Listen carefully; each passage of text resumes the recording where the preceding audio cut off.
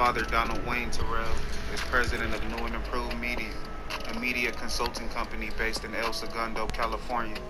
The Terrell family lives in a 4,000 square foot home that is valued at around $1.8 million.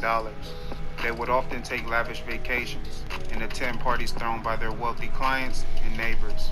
Cameron drove a black Mercedes-Benz, wore designer clothes, and was given a healthy allowance.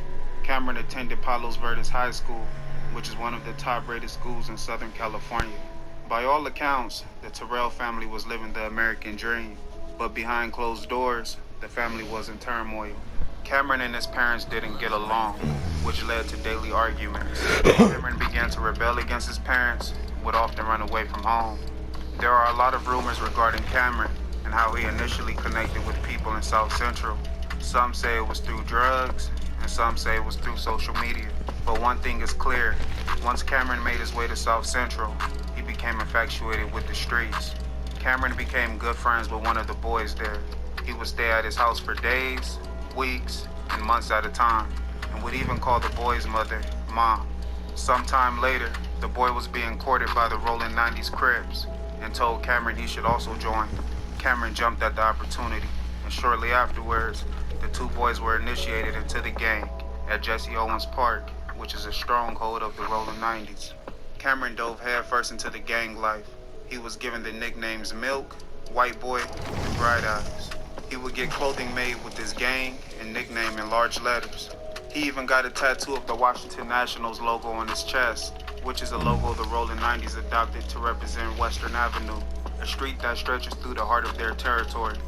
It's safe to say that Cameron adapted to the gang lifestyle as the years went on. He was from Palos Verdes, but he called South Central home, and the Rolling 90s embraced him.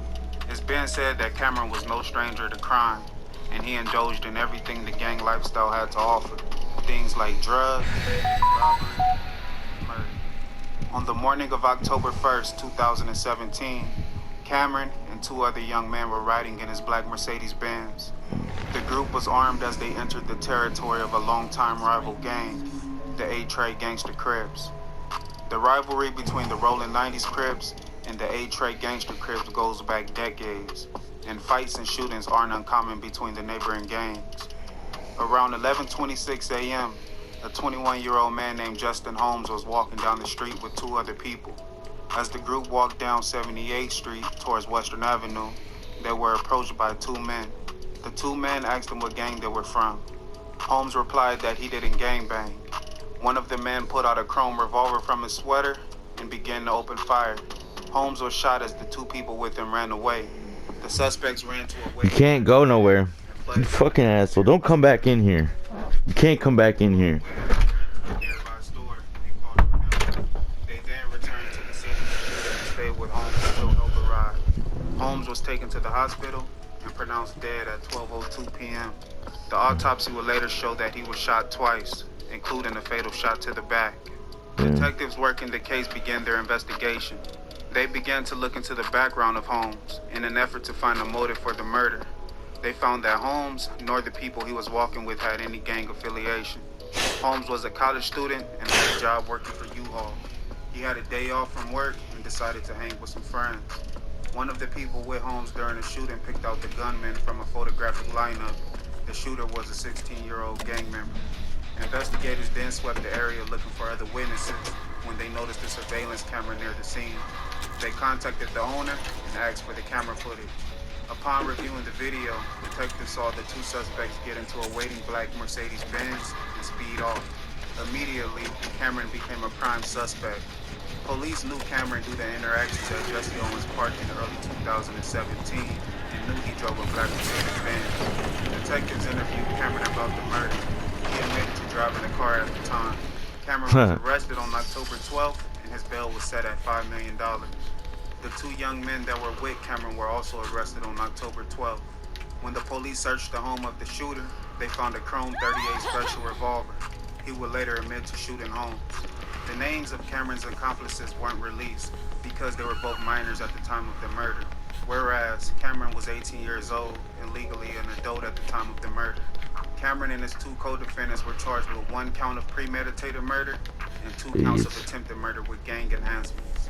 Good. The news of a wealthy white teen playing a part in the murder of an innocent black man in South Central quickly made national headlines. It was an innocent black dude too. How It did this pisses me happen, off. and what would be the outcome?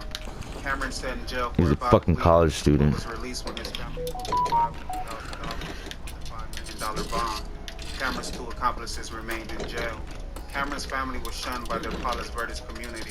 Clients stopped doing business with his family, and students, parents, and staff at Palos Verdes High School did not want Cameron to continue his senior year at the school, stating that they felt unsafe and uncomfortable with him attending. The school and the Terrell family agreed to let Cameron complete his studies off campus. Cameron pled not guilty to all charges, and his trial began on July 3rd, 2018. Cameron was represented by an attorney named Javon Blacknell. Blacknell told the court that Cameron was a good kid from a good home, and the case was a result of blatant overcharging. He went on to say that Cameron didn't know the two men were armed when they entered his vehicle, and when he drove into rival territory, he thought the two men got out of the car to go tag a wall. Blacknell said that Cameron wouldn't have used his dad's car if he was planning to kill someone. He was shocked when he heard the gunfire. He stated that Cameron sped away as a matter of survival and not in an attempt to flee the scene of a crime. The prosecution painted Cameron as a wolf in sheep's clothing. They presented a stack of evidence in hopes of proving Cameron as an active member of the Rolling 90s and a willing participant in the murder of Justin Holmes. The evidence against Cameron included the following: a shirt with the name Milk in light blue letters, which was found in his Mercedes-Benz, pictures and videos of Cameron with known gang members wearing gang colors and throwing up gang signs, a Washington Nationals logo tattoo on Cameron's chest, which is meant to represent Western Avenue, a street that stretches through Rolling 90s territory. Other evidence included scenes from a music video called The NH Anthem. The NH Anthem is a song featuring rappers from various gangs under the neighborhood Crip umbrella. The rappers diss rival gangs and showed their allegiance to the neighborhood Crips, hence the title. Cameron can be spotted in multiple scenes of the video, amongst a sea of gang members, sporting a light blue bandana around his neck. The prosecution went on to explain that Cameron would have earned status among the Rolling 90s if he ventured into A-Tray gangster Crip territory and killed a rival gang member. The prosecution also showed a video that was taken by Cameron of gang members kicking over the candles at Justin Holmes Memorial. Javon Blacknell stated that Cameron was that pisses me off. And he was unaware of the real-life consequences of his choices. He went on to say that Cameron was influenced by music and movies. Of course. When asked about the tattoo on Cameron's chest, Blacknell said Cameron got the tattoo because Kevin Durant has one, and Durant is his favorite basketball player. Blacknell called character witnesses to testify on Cameron's behalf. All of them said they didn't think he would murder another human being. Jurors deliberated for nearly a week before reaching a verdict. The jury found Cameron Terrell not guilty on all charges. Cameron spoke to the press after the verdict. I say rest in peace, Justin Holmes. He should have died that day. And, you know, I pray for his family every night. This has been weighing on me every single day of my life. I don't have to explain myself to anyone. God knows what really happened that day, and God knows what was in my head that day. The verdict caused national outrage, sparked conversations about white privilege and classism. A lot of people compared Cameron's case to the case of Ethan Couch. Ethan Couch was 16 years old when he decided to drive drunk. Ethan lost control of the vehicle and killed 4 people. During the trial, Ethan's lawyer argued that because the Couch family is so well off, Ethan never had to suffer consequences for his actions, so he didn't understand right from wrong. The attorney went on to say that Ethan suffered from a condition called affluenza. Ethan received 10 years of probation. Cameron's 2 co-defendants await trial. Since they were both 16 years old at the time of the murder, their cases went to juvenile court. The district attorney wants to move their cases to adult court so they can be tried as adults. I want to thank you guys for tuning in. Please like, comment, and subscribe.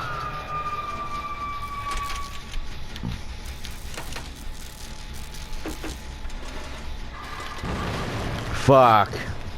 I hate that shit. Oh, I see it now.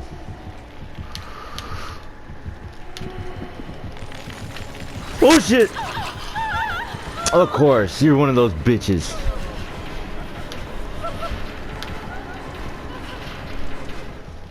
Fucking dildo bitch. You're a bitch, bro.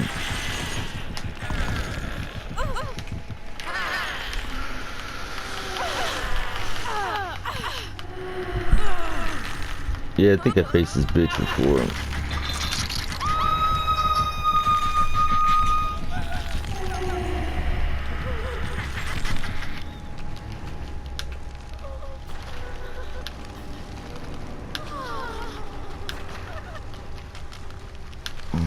Come on, hurry up, motherfucker.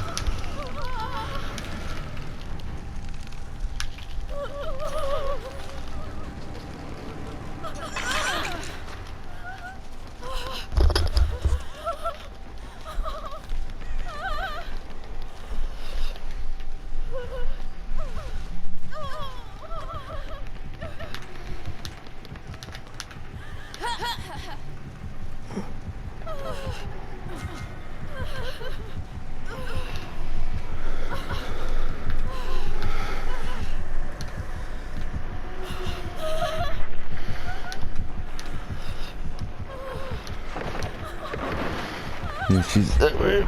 Cool. Might have found my shit, huh?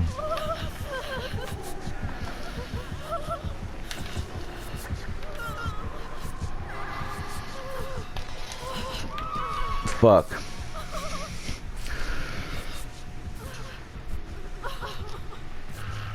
Okay, perfect.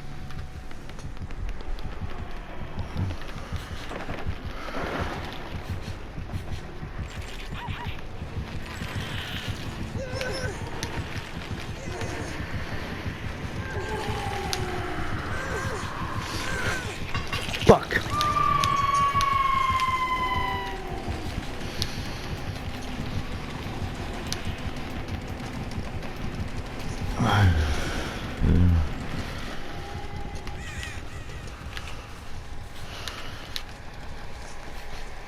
She's after me still, I know it.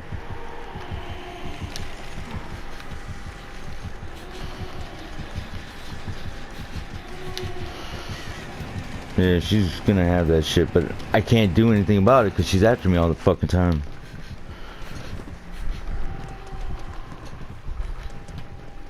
Fucking gate, come on, get the fuck out of my way. She's coming my way, fucking bitch. They hit me, bitch. Thank you. Bitch, you fucking camping piece of shit. Get out of there, get out of there. You know she's gonna camp your ass.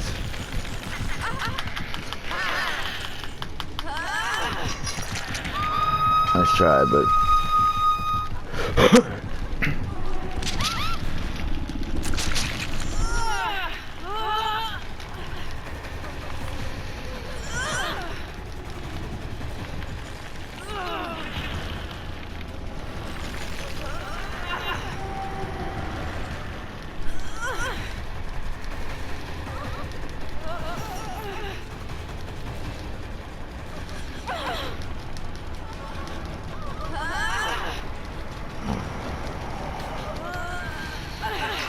Thank you. I'm getting the fuck up out of here, though.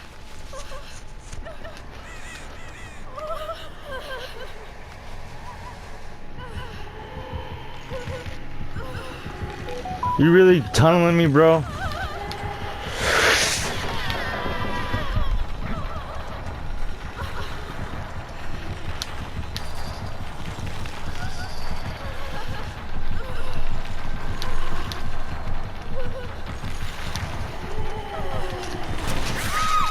You're so bad at this game, my man. You are fucking garbage.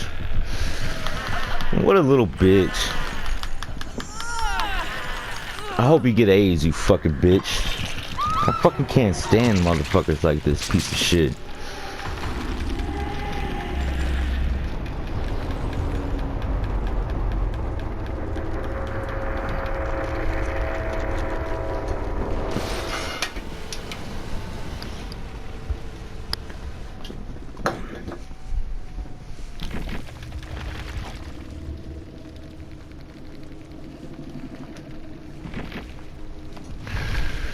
Bilibili.